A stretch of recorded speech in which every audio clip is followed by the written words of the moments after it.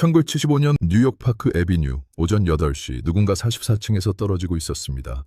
사람들이 달려갔을 때 옆에 서류 가방이 같이 떨어져 있었어요. 열어보니 서류는 한 장도 없었습니다. 무거운 책이 가득이었어요. 그걸로 창문을 깼던 겁니다.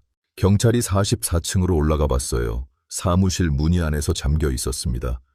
비서도 직원도 아무도 들어오지 못하게 잠가두고 가방을 휘둘러 창문을 깨고 맨손으로 유리 파편을 치우고 가방을 먼저 던지고 그리고 자기도 뛰어내린 거였어요. 유서는 없었습니다. 그 사무실은 세계에서 가장 큰 바나나 회사 본사였어요.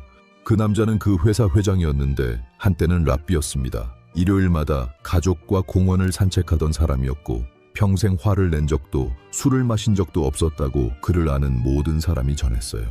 그 사람이 왜 그 아침에 그 창문을 깨야 했는지 그 답은 이 사무실 안에 없었어요. 20년 전 지구 반대편 작은 나라에 있었습니다. 그 나라 대통령이 마음에 안 들면 회사가 갈아치웠습니다. 한 번도 아니고 여러 번이었어요. 중미의 인구 300만의 작은 나라가 있었는데 그 나라 땅의 절반을 미국 회사 하나가 갖고 있었습니다. 농장만이 아니었어요. 철도, 전화선, 전신망, 항구까지 전부 그 회사 소유였습니다. 그런데 그 회사가 가진 땅의 80%는 농사도 안 짓고 그냥 놀리고 있는 땅이었어요. 경쟁자가 쓸 수 없게 깔아두는 땅이었습니다. 그리고 세금을 적게 내려고 그 땅값을 세무서에 실제 시장 가격의 20분의 1로 신고해왔어요. 정부가 와서 확인한 적이 한 번도 없었으니까요. 그 신고서가 나중에 회사의 발목을 잡습니다. 하지만 그건 나중 얘기예요. 정부가 회사 위에 있었던 게 아니라 회사가 정부 위에 있었어요. 그 회사 이름이 유나이티드 프루트였습니다. 지금은 이름이 바뀌었어요. 슈퍼마켓에서 매일 보는 바로 그 이름으로요. 이 회사가 어떻게 그런 힘을 갖게 됐는지 이해하려면 아예 1928년 콜롬비아의 작은 마을 하나로 가야 합니다. 거기서 일어난 일이 없었다면 노벨 문학상을 받은 소설도 없었고 쿠바 혁명도 달라졌을 거예요. 새벽 이야기입니다. 쏠테면 쏴봐. 누군가 그렇게 외쳤고 광장 내 모퉁이의 기관총 진지 14개가 동시에 불을 뿜었습니다. 콜롬비아 시에나가 그 마을 사람들 대부분이 이 회사 바나나 농장에서 일했어요. 새벽 4시에 일어나 해 뜨기 전에 농장으로 나갔습니다. 하루 12시간을 일하고 받는 건 돈이 아니었어요. 회사 매점에서만 쓸 수 있는 종이 쪽지였습니다. 회사 바깥에선 아무 가치도 없는 종이었어요. 회사 땅에서 일하고 회사 돈을 받고 회사 가게에서만 물건을 살 수 있었던 겁니다. 바깥으로 나갈 방법이 없었어요. 그들이 요구한 건 크지 않았습니다. 진짜 돈으로 임금을 달라는 것, 일요일엔 쉬게 해달라는 것, 다친 동료를 진짜 병원에 보내달라는 것, 그게 다였어요. 회사는 협상하지 않았습니다. 콜롬비아 대통령에게 전화 한 통을 걸었어요. 이 사람들이 공산주의자들입니다. 그 말 한마디면 충분한 시대였습니다. 며칠 뒤 군대가 도착했어요. 군 지휘관이 광장에 나와 외쳤습니다. 5분 안에 해산하세요. 그러지 않으면 발포합니다. 사람들은 움직이지 않았어요. 가족도 나와 있었고 이미 며칠째 버티고 있었습니다. 5분이 지났어요. 그리고 그 한마디가 터져 나왔습니다. 쏠 테면 쏴봐. 곧이어 기관총에서 불을 뿜었습니다. 그날 광장에서 죽은 사람이 몇 명이었는지 지금도 정확히 모릅니다. 2,000명이라는 기록이 함께 남아 있어요. 시체를 기차에 실어 바다에 던졌다는 증언도 있고 마을 외곽에 집단으로 묻었다는 증언도 있습니다. 학살 직후 콜롬비아 정부가 발표했어요. 공산주의 선동꾼들이 일으킨 폭동이었습니다. 며칠 뒤 다시 발표했습니다. 그런 일은 일어난 적이 없습니다. 살아남은 사람이 한 명 있었어요. 광장 옆 다리 밑에 사흘 동안 숨어있던 사람이었습니다. 그는 살아남은 뒤로 매년 그날이 돌아오면 라디오 마이크 앞에 앉았어요. 그가 한 일은 하나였습니다. 그 광장에서 죽은 동료들의 이름을 처음부터 끝까지 읽는 것이었어요. 학살 직후 콜롬비아 의회에서 한 의원이 연설대에 올라갔습니다. 그가 들고 올라간 게 하나 있었어요. 그날 광장에서 죽은 아이의 두개골이었습니다. 그는 그것을 의원들 앞에 들어 보이고 한마디만 했어요. 이게 보입니까? 이 마을에서 멀지 않은 곳에 그때 1살짜리 사내아이가 있었습니다. 그 아이가 어른이 돼서 쓴 책이 100년의 고독이에요. 가브리엘 가르시아 마르케스 노벨 문학상, 그 책의 가장 핵심적인 장면이 바로 이 새벽이었습니다. 노벨상을 받은 그 소설의 심장이 바나나 회사가 사람들을 쏜 그 광장에 있었던 겁니다. 26년이 흘렀어요. 나라가 달라졌습니다. 회사는 그대로였어요. 이름도 방식도 사람도 그대로였습니다. 콜롬비아에서 통했던 게 다른 나라에서도 통했거든요. 이번엔 과테말라였습니다. 그 나라에서도 오래 같은 일이 이어지고 있었습니다. 회사 농장에서 누군가 입을 열면 그 사람은 다음날 나타나지 않았어요. 어디로 갔는지 아무도 묻지 않았습니다. 묻는 사람도 사라졌으니까요. 그런데 독재자가 쫓겨났습니다. 14년 동안 입을 다물고 있던 사람들이 한꺼번에 광장으로 나왔어요. 사상 처음으로 자유로운 선거가 치러졌고 망명 중이던 철학 교수가 돌아왔습니다. 득표율이 85%였어요. 그 대통령이 임기 첫 해에 통과시킨 법이 한 줄짜리였습니다. 노동자에게 파업할 권리를 준다는 법이었어요. 그러자 회사 농장에서 노동자들이 손을 들기 시작했습니다. 쉬는 시간을 달라고, 임금을 올려달라고, 다친 동료를 병원에 보내달라는 것. 그리고 그 노동자들이 다음날 농장에 다시 나왔어요. 사라지지 않았습니다. 다음 대통령은 한 걸음 더 나갔어요. 회사가 농사도 안 짓고 놀리고 있는 그 미경작지를 농민들에게 나눠주기로 했습니다. 그리고 서랍에서 종이 한 묶음을 꺼냈어요. 회사가 수십 년 동안 세무서에 직접 적어낸 실제 시장 가격의 20분의 1짜리 토지 신고서였습니다. 당신들이 직접 신고한 가격대로 사겠습니다. 회사 임원들이 그 신고서를 보고 한참 말이 없었다고 전해집니다. 받아들일 수도 없었어요. 그렇다고 우리가 거짓으로 신고한 가격입니다 라고 할 수도 없었습니다. 그러면 그동안 안 낸 세금이 한꺼번에 청구될 테니까요. 함정이었습니다. 그것도 회사가 수십 년 동안 스스로 판 함정이었어요. 어떤 농민은 그 토지 증서를 받은 지 일주일밖에 안 됐어요. 40이 넘도록 남의 땅에서 소작을 붙이던 사람이었습니다. 그가 자기 땅에 처음으로 씨앗을 뿌렸어요. 그 씨앗이 흙 위로 올라오기도 전에 증서가 회수됩니다. 하지만 그건 나중 얘기예요. 회사는 워싱턴으로 날아갔어요. 국무장관, CIA 국장, 대통령 비서의 남편, 전부 같은 회사 사람이었습니다. 회사가 워싱턴 문을 두드렸을 때 그 문을 열어준 사람들이 누구였는지 들으시면 말이 안 나올 거예요. 먼저 형제가 있었습니다. 형 존 포스터 덜레스는 미국 국무장관이었고 동생 앨런 덜레스는 CIA 국장이었어요. 형은 국무장관이 되기 전에 변호사로 일했는데 그 로펌의 가장 큰 고객이 바로 그 바나나 회사였습니다. 형이 직접 그 회사 계약서를 썼고 직접 분쟁을 변호했어요. 동생은 CIA 국장이 되기 전에 그 회사 이사회에 앉아 있었고 주식도 갖고 있었습니다. 거기서 끝이 아니에요. 당시 미국 대통령의 개인 비서, 그 여성의 남편이 바로 그 바나나 회사 홍보 책임자였습니다. 그가 그 무렵 직접 만든 영화 제목이 왜 크렘린은 바나나를 싫어하는가 였어요. 그 영화에서 과테말라 대통령은 공산주의자로 묘사됩니다. 그는 이 영화를 자기 집에서 백악관 직원들에게 직접 상영했어요. 아내가 매일 출근하는 그 백악관 사람들에게요. 국무장관, CIA 국장, 대통령 비서의 남편, 미국 정부 핵심 자리에 한 회사 사람들이 다 앉아 있었던 겁니다. 한 사람이 더 있었어요. 정부 안에 있지는 않았지만 어쩌면 정부보다 더 무서운 일을 할 수 있는 사람이었습니다. 그의 외삼촌이 지그문트 프로이트였어요. 그리고 그가 회사를 위해 쓴 무기는 총이 아니었습니다. 침공군은 150명이었습니다. 그리고 나라 하나가 무너졌어요. 그 남자의 이름은 에드워드 버네이즈였습니다. 현대 홍보의 아버지라고 불리는 사람이에요. 프로이트의 조카였고 외삼촌의 이론을 광고와 정치에 처음 적용한 사람이었습니다. 그가 회사를 위해 만든 것 중 가장 강력한 게 하나 있었어요. 미국 보수 정치인 800명에게 매달 보내는 비밀 보고서였습니다. 표지엔 이렇게 적혀 있었어요. 이 자료는 외부 유출을 금합니다.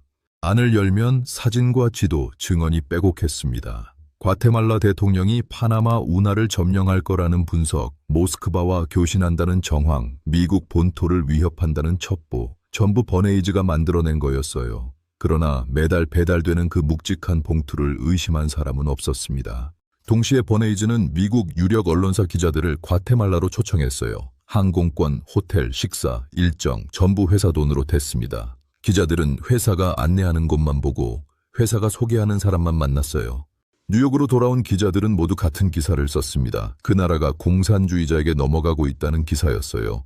메카시즘의 한복판이었습니다. 공산주의자라는 말이 사형 선고와 같던 시대였어요. 한 달이 채 안 돼서 미국 의회와 백악관이 같은 결론에 도달했습니다. 그 나라 정부를 무너뜨려야 한다는 결론이었어요. 작전명은 PB 석세스, 침공 병력은 150명이었습니다. 그 지휘관이 침공 직전까지 머문 곳이 이웃나라에 있는 그 바나나 회사 농장이었어요. CIA는 150명으로는 안 된다는 걸 알고 있었습니다. 그래서 먼저 과테말라 국내 라디오 신호를 전부 막아버렸어요. 그리고 그 주파수에 가짜 방송국을 심었습니다. 이름은 자유의 목소리. 어두운 스튜디오 안에 혼자 앉은 미국인 정보 요원이 매일 같은 시각에 마이크 앞에서 읽었어요. 오늘 새벽 반란군이 수도 외곽에 진입했습니다. 오늘 오후 정부군 부대 하나가 통째로 반란군 편으로 넘어왔습니다. 수만 명의 시민이 거리로 나와 대통령의 사임을 요구하고 있습니다.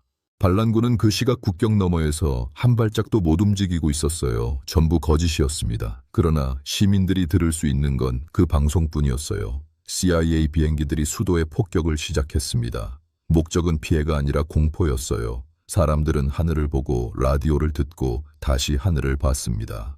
대통령은 그 모든 게 어디서 만들어지는지 정확히 알고 있었습니다. 그는 마지막으로 라디오 앞에 앉았습니다. 그리고 말했어요. 미국이 한 바나나 회사의 이익을 위해 우리 정부를 무너뜨리고 있습니다. 연설이 끝나기도 전에 신호가 끊겼습니다.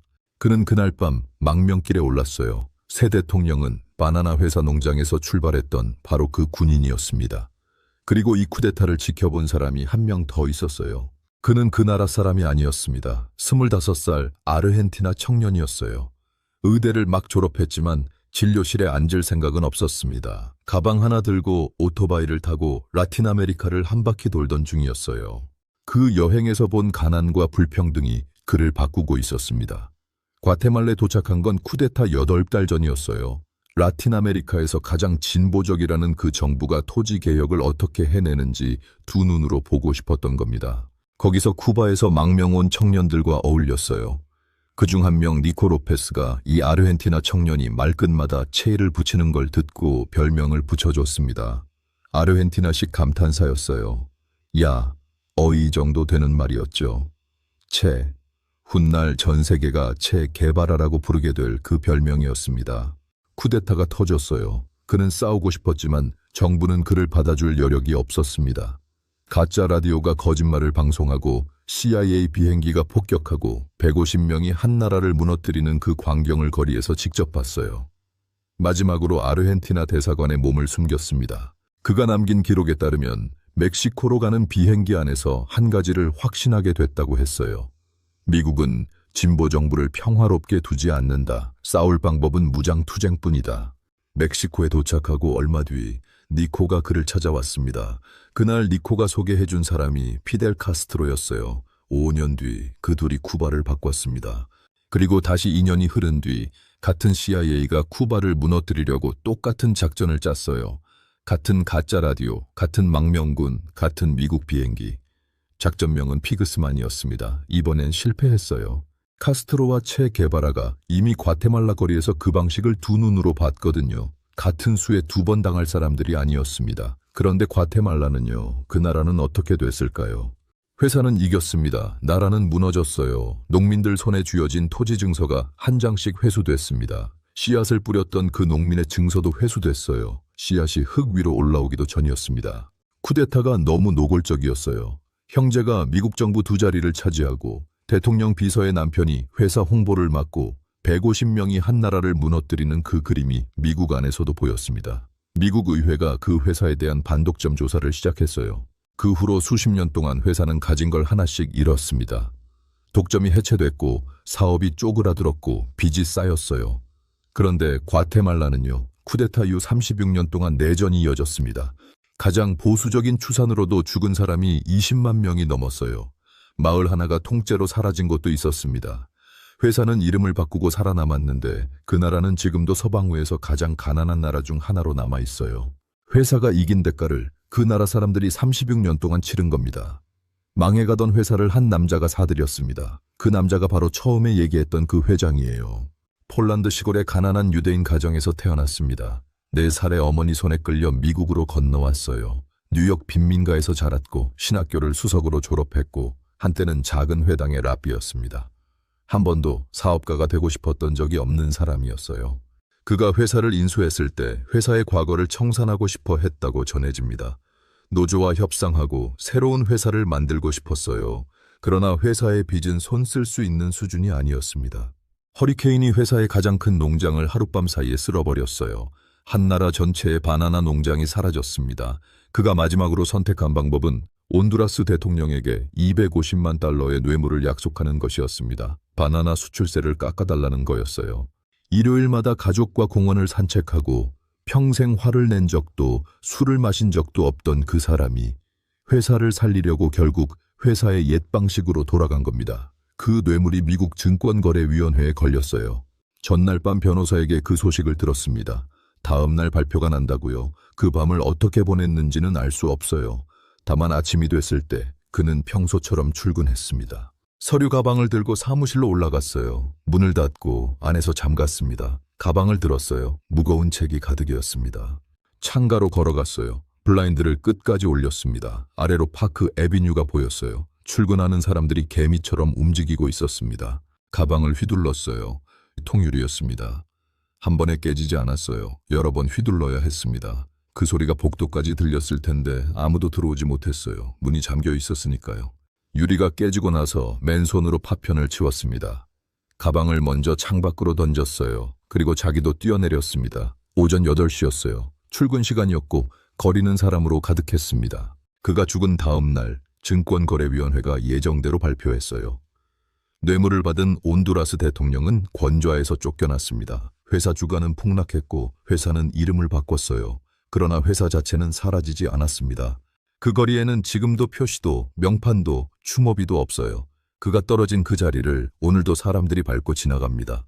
그리고 모퉁이를 돌아 슈퍼마켓에 들어가면 노란 바나나에 파란 스티커가 붙어있는 그 브랜드가 오늘도 진열대 위에 놓여 있어요. 그 회사가 무너뜨린 나라의 자리에 한 청년이 서 있었고 그 청년이 맞서려 한 또 다른 자리엔 같은 회사 사람들이 또 앉아 있었습니다. 콜롬비아 광장에서 죽은 사람이 몇 명인지는 지금도 몰라요. 과테말라 내전이 36년이었다는 건 알고요. 사라진 건 그 자리에 섰던 사람들이었습니다. 사라지지 않은 건 그 회사 하나뿐이에요. 오늘 아침 마켓에서 바나나를 집어 드셨다면 그 스티커를 한 번 더 보세요. 알고 보면 더 재밌는 세상 이야기는 계속됩니다.